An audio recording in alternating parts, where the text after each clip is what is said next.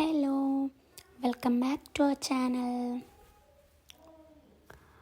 ഇന്ന് എനിക്കൊരു ഫങ്ഷനിലേക്ക് പോകാനുണ്ടായിരുന്നു. ഒരു ബർത്ത്ഡേ പാർട്ടിയാണ്. പോവാണ്ടിരിക്കാണ്ട് പറ്റില്ല, അങ്ങനത്തെ ഒരു ഫങ്ഷനായിപ്പോയത്.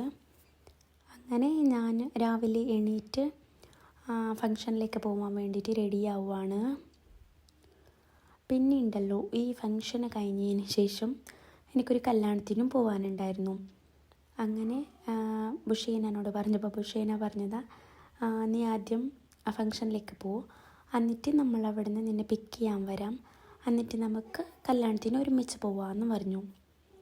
അങ്ങനെ ഞാൻ പെട്ടെന്ന് റെഡിയായി. ഈ ബർത്ത്ഡേ പാർട്ടിയൊക്കെ ഉണ്ടല്ലോ, പോയത് മാത്രമേ ഉള്ളൂ, അപ്പം തന്നെ തിരിച്ച് വന്നിട്ടുണ്ടായിരുന്നു. എന്താണെന്ന് വെച്ച് കഴിഞ്ഞാൽ കല്യാണത്തിന് വാപ്പാക്ക് നിക്കാഹിന് തന്നെ എത്തണം. അത് 10:30 നിക്കാഹ്. അപ്പോൾ ആ ടൈം ആകുമ്പോൾ തന്നെ എത്തണം. അതായത് കൊണ്ട് പോയപ്പോൾ തന്നെ റിട്ടേൺ വന്നു. എന്നിട്ട് എന്നെ പിക്ക് ചെയ്യാൻ വാപ്പ ഉമ്മ ബുഷീന വന്നിട്ടുണ്ടായിരുന്നു. അങ്ങനെ നമ്മളെല്ലാവരും കല്യാണത്തിന് പോവുകയാണ്. ഇത് ഇവിടെ തന്നെ ഒരു അടുത്തുള്ള ഓഡിറ്റോറിയമിൽ വെച്ചിട്ടാണ് കല്യാണം നടക്കുന്നത്. അങ്ങനെ നമ്മൾ അവിടേക്ക് പോവുകയാണ്. ഞാനുണ്ടല്ലോ, ബർത്ത്ഡേ പാർട്ടിക്ക് പോയപ്പോൾ അവിടെ ആൾക്കാർ പോലും ശരിക്കും എത്തിയിട്ടില്ലായിരുന്നു. ഞാൻ 10 മണിക്കാണ് പോയത്, അതുകൊണ്ട് എത്തിയിട്ടൊന്നും ഇല്ലായിരുന്നു. ഈ കല്യാണം കൂടിയിട്ട് ഞാൻ എൻ്റെ വീട്ടിലേക്കാണ് കേട്ടോ പോകുന്നത്. എൻ്റെ ഹസ്ബൻഡ് ഉമ്മൻ്റെ ഒരു സിസ്റ്ററിൻ്റെ വീട്ടിലേക്ക് പോവാമെന്ന് പറഞ്ഞിട്ടുണ്ടായിരുന്നു. പിന്നെ വീട്ടിൽ വേറെ ആരും ഇല്ലായിരുന്നു, അതുകൊണ്ട് ഞാൻ എന്തായാലും എൻ്റെ വീട്ടിലേക്കാണ് പോകുന്നത്. കല്യാണത്തിന് നമ്മളെത്തി. ഈ ഓഡിറ്റോറിയമിലാണ് നമ്മളെത്തിയത്. നമ്മൾ വരുമ്പോൾ എല്ലാ ആൾക്കാരും വന്നിട്ടില്ലായിരുന്നു.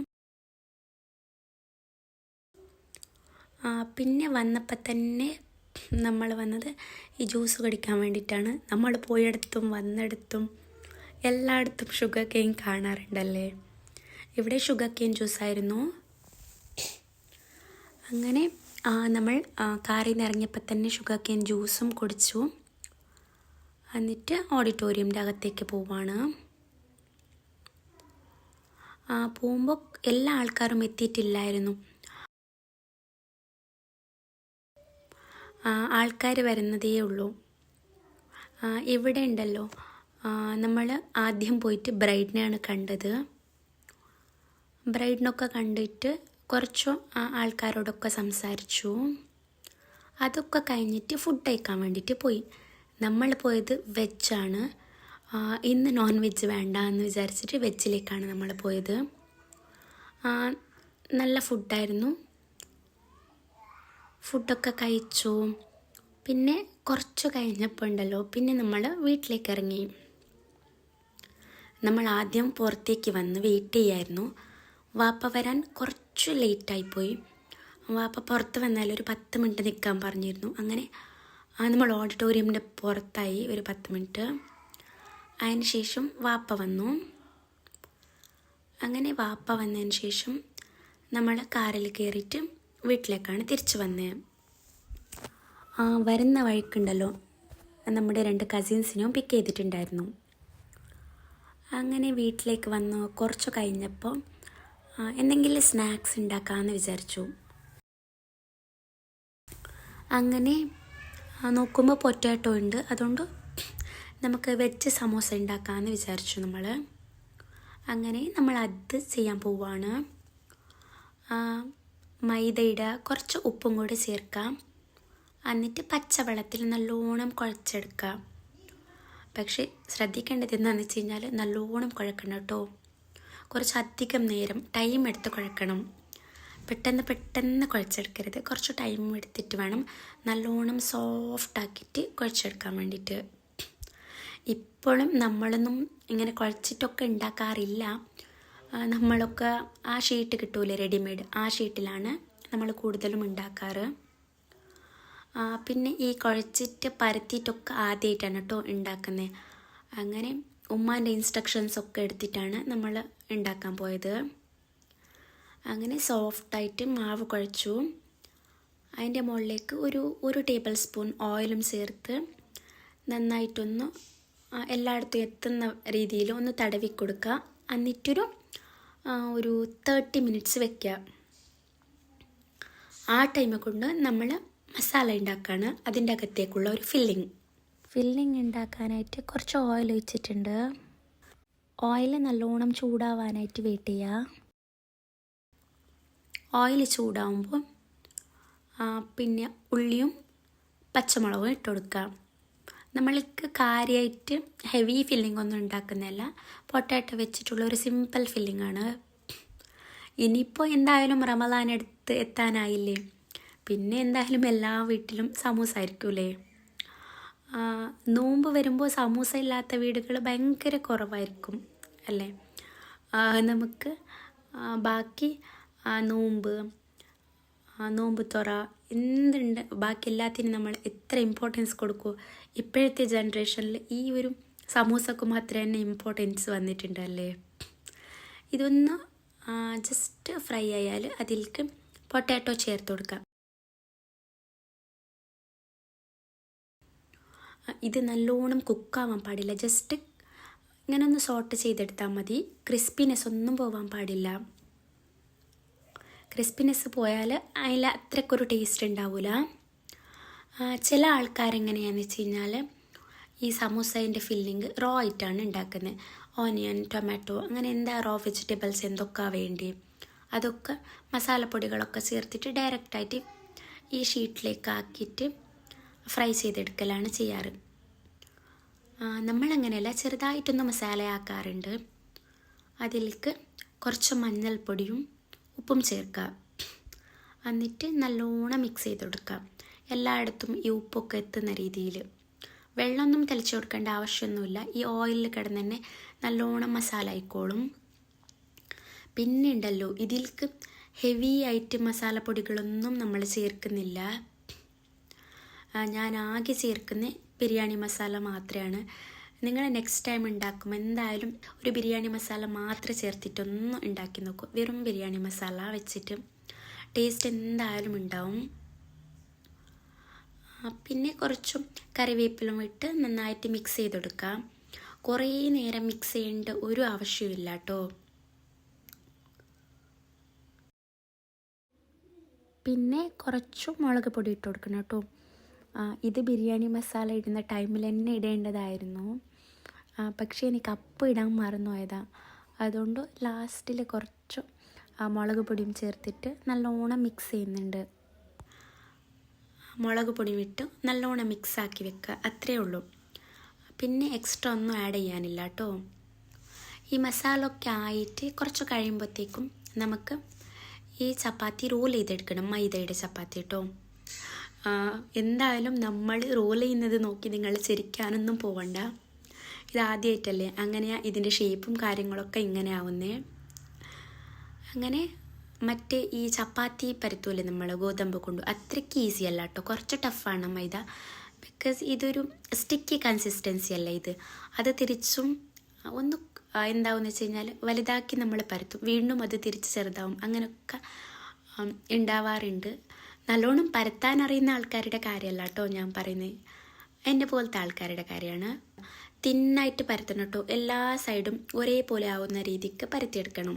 സമൂസ വെച്ചിട്ടാക്കുന്ന കുറവാണ്, ഐ മീൻ വെജ് മാത്രമായിട്ടാക്കുന്ന കുറവാണ്. അതിലേക്ക് ചിക്കൻ്റെ ഫില്ലിങ്ങോ എഗ്ഗിൻ്റെ ഫില്ലിങ്ങോ എന്തെങ്കിലും കൊടുക്കാറാണ് കൂടുതൽ. പക്ഷേ ഇന്ന് അങ്ങനെയൊന്നും ചേർക്കുന്നില്ല. നല്ല പ്രസ് ചെയ്തിട്ട് പരത്തരുത് കേട്ടോ, അപ്പോഴാണ് അത് ഹോലാവുന്നത്, അല്ലെങ്കിൽ എവിടെയെങ്കിലും പറ്റിപ്പിടിക്കുന്നൊക്കെ അങ്ങനെയാണ്. നല്ല സോഫ്റ്റാക്കിയിട്ട് പരത്തിയെടുത്താൽ മതി. അങ്ങനെ പരത്തിയെടുക്കണം. ഇങ്ങനെ തന്നെ എല്ലാ ബോൾസും ഞാൻ പരത്തിയെടുക്കുന്നുണ്ട്. കുറച്ച് ടൈം എടുത്തിട്ട് കുറച്ച് സ്ലോ ആയിട്ട് പരത്തിയാൽ മതി. പിന്നെ ചൂടായ പാനിലേക്കുണ്ടല്ലോ ഈ ചപ്പാത്തി, മൈദയുടെ ചപ്പാത്തി ഇട്ട് കൊടുക്കാം. പക്ഷേ ഒറ്റ മിനിറ്റ് മതി, കുറേ നേരം കുക്കാവാനൊന്നും വെയിറ്റ് ചെയ്യരുത്. ഇതിൻ്റെ ഒരു വെള്ളമൊക്കെ ഇല്ലേ, അതൊന്ന് പോയി കിട്ടിയാൽ മതി. അങ്ങനെ തിരിച്ചു മറിച്ചിട്ട് എടുത്താൽ മതി. അത് എടുത്തതിന് ശേഷം എന്ത് ചെയ്യാന്ന് വെച്ച് കഴിഞ്ഞാൽ ഇതിനെ 4ആയിട്ട് കട്ട് ചെയ്യാം. ഒരു ചപ്പാത്തിയിൽ 4 സമോസ ആയി കിട്ടും. ഇങ്ങനെ കട്ട് ചെയ്യുക, 4ആക്കി കട്ട് ചെയ്യണം. ഇങ്ങനെ കട്ട് ചെയ്യുന്നതുകൊണ്ട് എന്താ ബെനിഫിറ്റ് എന്ന് വെച്ച് കഴിഞ്ഞാൽ മറ്റേ നിങ്ങൾ ചെയ്യുന്ന സമൂസയില്ലേ അതിനേക്കാൾ നല്ല എത്രയോ ബെനിഫിറ്റാണ് ഇതിൽ. എന്താണെന്ന് വെച്ച് കഴിഞ്ഞാൽ സൈഡൊന്നും കട്ട് ചെയ്തിട്ട് വേസ്റ്റിലിടേണ്ട ആവശ്യമൊന്നും വരില്ല. ഇതിങ്ങനെ കട്ട് ചെയ്താൽ ഈ പരത്തിയ മാവിൽ ഒരു വേസ്റ്റേജും ഉണ്ടാവാറില്ല. പിന്നെ നമുക്ക് വൺസ് ഇങ്ങനെ കട്ട് ചെയ്ത് വെച്ചാൽ പിന്നെ കട്ട് ചെയ്തിട്ട് അഡ്ജസ്റ്റ് ചെയ്ത് കൊടുക്കേണ്ട യാതൊരു ആവശ്യം വരില്ല. നല്ലോണം മസാല ഒക്കെ ഫില്ല് ചെയ്തിട്ട് ഒട്ടിച്ചു കൊടുത്താൽ മതി. ഇതാക്കാനും എളുപ്പമാണ്. നിങ്ങൾ ബിഗിനർ ആണെങ്കിൽ ഇങ്ങനെ ചെയ്യുക, ഇതാണ് ഏറ്റവും ബെറ്റർ. പിന്നെ ഇപ്പോൾ ഇതിങ്ങനെ ചെയ്യുന്ന ആൾക്കാർ ഉണ്ടാവാറില്ല എന്ന് തോന്നുന്നു, കുറവല്ലേ. എല്ലാവരും നോർമലി ഔട്ട് സൈഡിൽ നിന്ന് സമൂസ വാങ്ങുക, അല്ലെങ്കിൽ ഷീട്ട് കൊണ്ട് സമൂസ ഉണ്ടാക്കുന്ന അതല്ലേ. എൻ്റെ ഉമ്മാൻ്റെ സിസ്റ്റേഴ്സ് ഉണ്ട്, ഓരുണ്ടല്ലോ നോമ്പിൽ സ്റ്റാർട്ടിങ്ങിൽ ഇങ്ങനെ സമൂസ ഷീറ്റ് ഉണ്ടാക്കി ഫ്രിഡ്ജിൽ സ്റ്റോർ ചെയ്ത് വെക്കുമായിരുന്നു അത്രേ. നോമ്പിൽ ആവശ്യത്തിനടുത്ത് ഫ്രൈ ചെയ്യുമായിരുന്നു എന്നൊക്കെ ഉമ്മ പറയുണ്ടായിരുന്നു. നല്ല ടേസ്റ്റായിരിക്കും സമൂസ എന്നൊക്കെ. അവരൊക്കെ എക്സ്പേർട്ടാണ്. ഇപ്പം ഉണ്ടല്ലോ, ഇപ്പം അവരും റെഡിമെയ്ഡ് സമൂസയാണ്. കുറച്ച് മുമ്പൊക്കെ അങ്ങനെ ചെയ്യുന്നുണ്ടായിരുന്നു അത്രേ. ഇങ്ങനെ മിഡിലേക്ക് കുറച്ച് മൈദയുടെ പേസ്റ്റ് വെച്ച് സ്റ്റിക്ക് ചെയ്ത് കൊടുക്കുക. എന്നിട്ട് നമുക്ക് എത്ര മസാല വേണം, അതിൻ്റെ അകത്ത് എത്ര ഫില്ലിങ് വെക്കണം, അത്ര ഫില്ലിങ് ഫില്ല് ചെയ്ത് കൊടുക്കുക. എന്നിട്ട് എന്ത് ചെയ്യുന്നത് വെച്ച് കഴിഞ്ഞാൽ മൈദയുടെ സ്റ്റിക്ക് ആ പേസ്റ്റ് ആക്കിയിട്ടില്ലേ ഗം, അതിങ്ങനെ ഒട്ടിച്ച് കൊടുത്തിട്ട് മടക്കിയെടുക്കുക. ഇപ്പോൾ സമൂസയുടെ ഷേപ്പിൽ കിട്ടിക്കോളും. ഇങ്ങനെ തന്നെ എല്ലാ സമൂസയും ചെയ്തെടുക്കുക. കുറച്ച് ടൈം എടുത്ത് ചെയ്യുക. പക്ഷേ എന്താ നോക്കണമെന്ന് വെച്ച് കഴിഞ്ഞാൽ ഈ മൈദ എല്ലായിടത്തും നന്നായിട്ട് സ്റ്റിക്കായിട്ടുണ്ടോ പറ്റിയിട്ടുണ്ടോ എന്ന് നോക്കിയാൽ മതി. ഇല്ലെങ്കിൽ നമ്മൾ ഓയിലിടുമ്പോൾ ഉണ്ടല്ലോ അതിൻ്റെ ഫില്ലിങ് ഇതിൻ്റെ അകത്തു നിന്ന് പുറത്ത് വന്ന് ഓയിലിലേക്കാവും.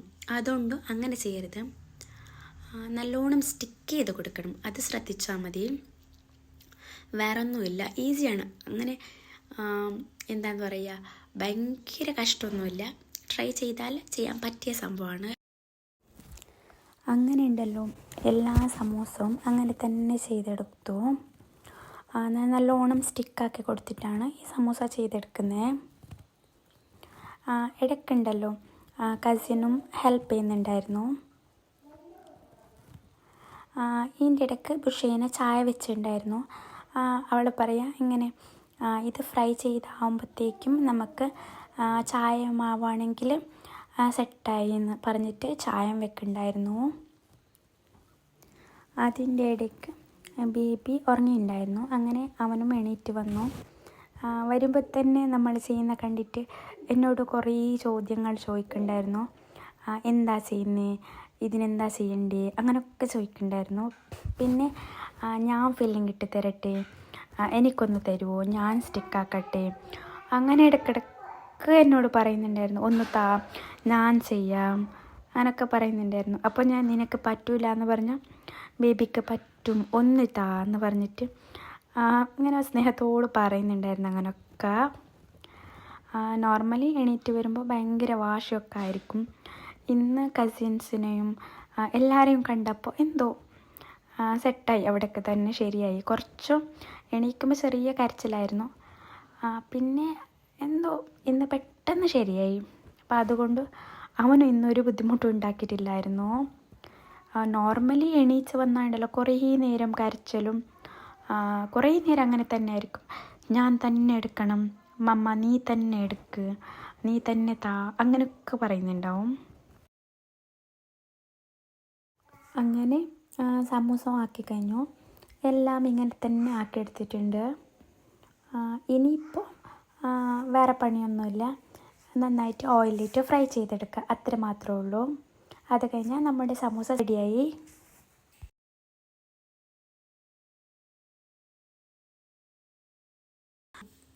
ആ ടൈം കൊണ്ട് നമ്മൾ ഓയിൽ ചൂടാവാൻ വെച്ചിട്ടുണ്ടായിരുന്നു.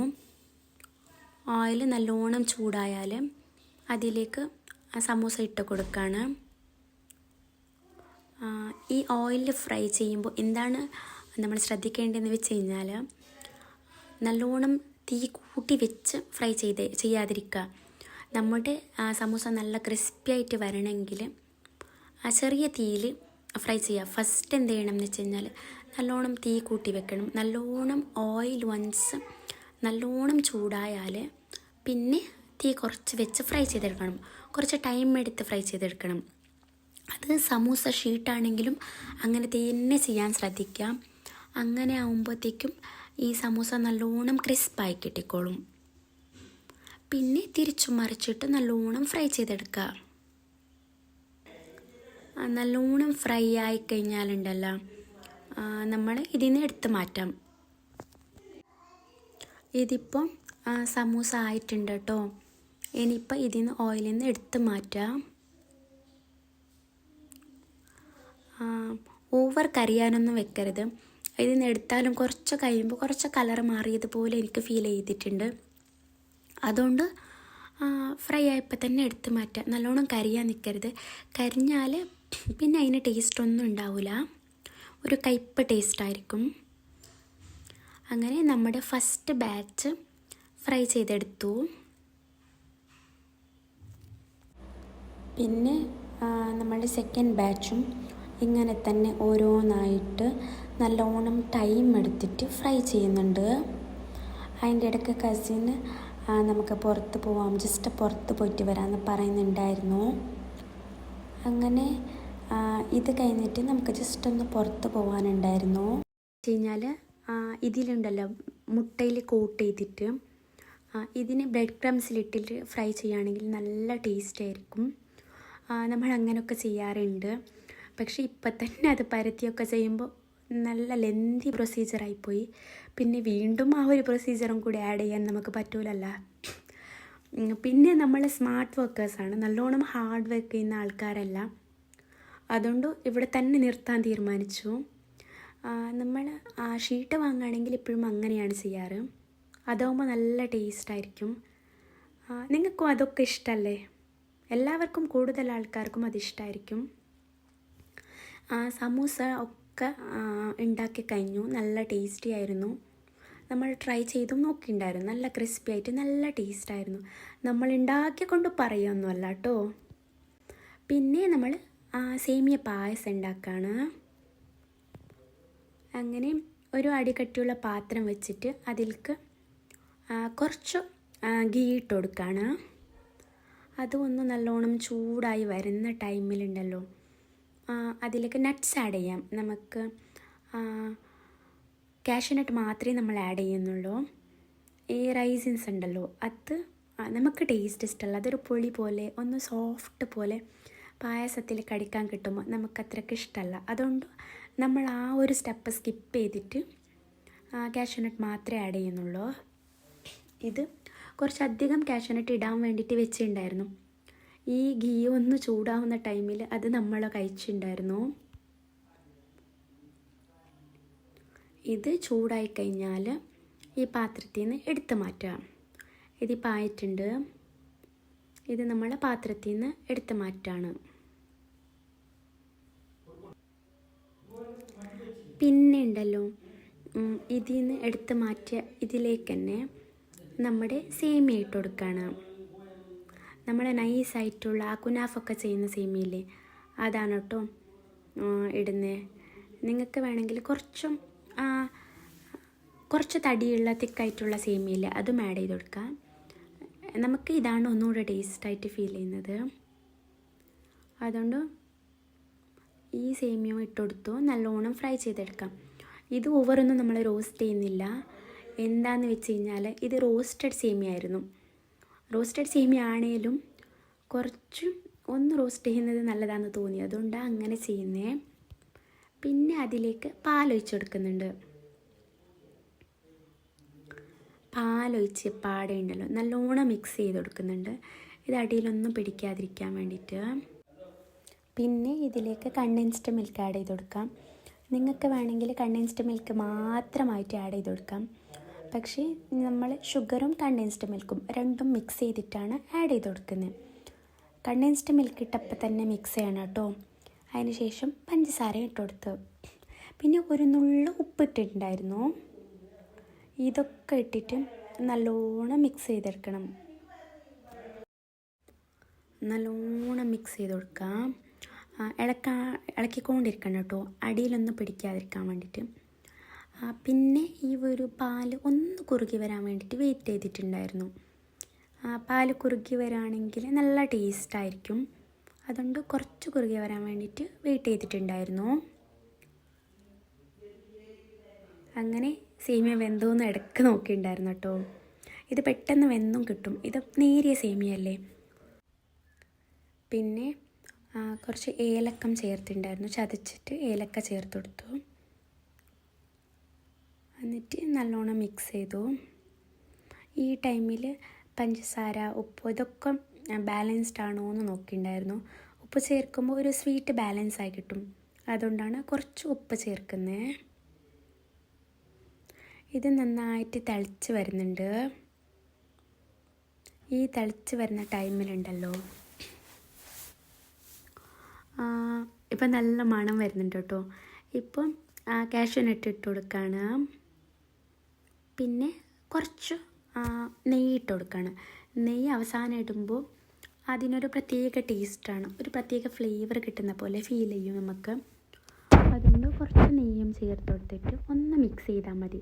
പിന്നെ കുറേ കുക്ക് ചെയ്യാനൊന്നും നിൽക്കണ്ട, ഓൾറെഡി കുക്ക്ഡ് അല്ല എല്ലാം. അപ്പോൾ ഒന്ന് മിക്സ് ചെയ്ത് കൊടുത്തു. ഇപ്പോൾ പായസം റെഡി ആയിട്ടുണ്ട്. പായസമൊക്കെ കുടിച്ചു. വൈകുന്നേരം കുറച്ചു ഔട്ട് സൈഡൊക്കെ പോയിട്ടുണ്ടായിരുന്നു. അതൊക്കെ കഴിഞ്ഞിട്ട് വന്നപ്പോൾ രാത്രിയായി. പിന്നെ നമ്മൾ ഡിന്നർ കഴിക്കുകയാണ്. ഞാനും ബേബിയും ഒരേ പ്ലേറ്റിൽ തന്നെയാണ് കേട്ടോ ഡിന്നർ കഴിക്കുന്നത്. പിന്നെ മൊബൈൽ വെച്ച് കൊടുക്കാൻ പാടില്ല, പിന്നെ ഒന്ന് ജസ്റ്റ് വാ തുറക്കട്ടെ എന്ന് വിചാരിച്ചിട്ട് മൊബൈൽ വെച്ച് കൊടുത്തതാ. ഇൻഷാ അല്ലാഹ് പുതിയൊരു വീഡിയോ ആയിട്ട് ഞാൻ വരാം. എന്തായാലും നമ്മുടെ ചാനൽ സബ്സ്ക്രൈബ് ചെയ്യാതെ കാണുന്നവരുണ്ടെങ്കിൽ ഒന്ന് സബ്സ്ക്രൈബ് ചെയ്ത് ഒന്ന് സപ്പോർട്ട് ചെയ്യണേ. ഇൻഷാ അല്ലാഹ്. Tata, bye bye.